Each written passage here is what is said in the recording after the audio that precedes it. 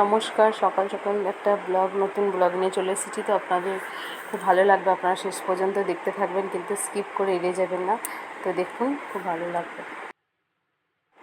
তো ওই ফুলগুলো তো দেখানো, ফুলগুলো গাছে তুলে নিয়ে আসা হয়েছে আর দিয়েছে একজন। তা এই বেডশিটটা আমি নিয়েছি।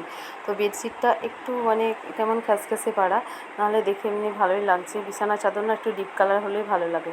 তো তারপরে হ্যাঁ, আমাদের বাইরের এরকম কি জঙ্গল হয়েছে, জঙ্গলে বীজ দেওয়া হয়েছে, কিন্তু ঘাসগুলো এখনও না মরেনি, বড় বড় গাছ হয়ে গেছে। আর এই যে বই খাতার টেবিলগুলো দেখুন কীভাবে রেখেছে ওরা, এত বইয়ের গাদা হয়ে গেছে, মনে হচ্ছে যেন বইয়ের এটাই ভেঙে যাবে। হ্যাঁ, আর এই কাজটা তো আমার ছেলে ভেঙেই দিয়েছে ফুটবলের এক বাড়ি দিয়ে। ফুটবল ঘরের মধ্যে খেললে কি ঠিক থাকে? কাজ টাজগুলো ওগুলো তো লেগে ভেঙেই যাবে।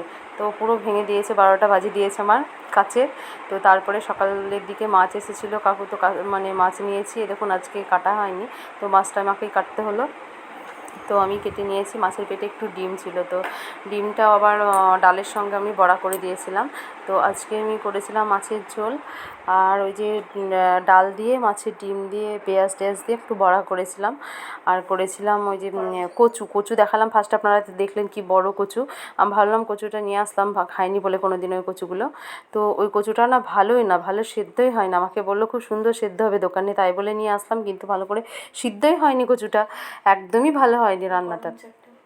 হ্যাঁ, আর তারপরে তো মাছগুলো দেখুন কেটে নিয়ে চলে এসেছি। কেটে নেওয়ার পরে ভাজতে দিয়ে দিয়েছি। এখন মাছটা ভাজি, তাহলে আপনারা দেখতে থাকুন।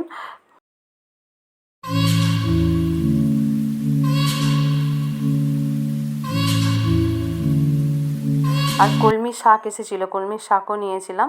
কলমির শাক খেতে আমার ভালো লাগে, তো কলমির শাক করেছিলাম।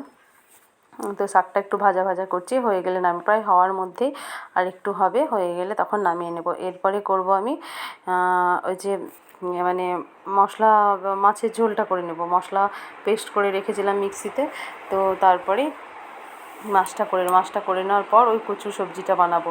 তো আমার কেমন লাগছিল, নিচ্ছিলাম না, তাও নিয়ে নিলাম, কিন্তু নেওয়ার পরে ভালো হলো না রান্নাটা, কেমনই হয়ে গেল, সেদ্ধ হয়নি ভালো। তো কি করা যাবে, বল, না খেয়ে বেশিরভাগ ফেলে দিতেই হলো।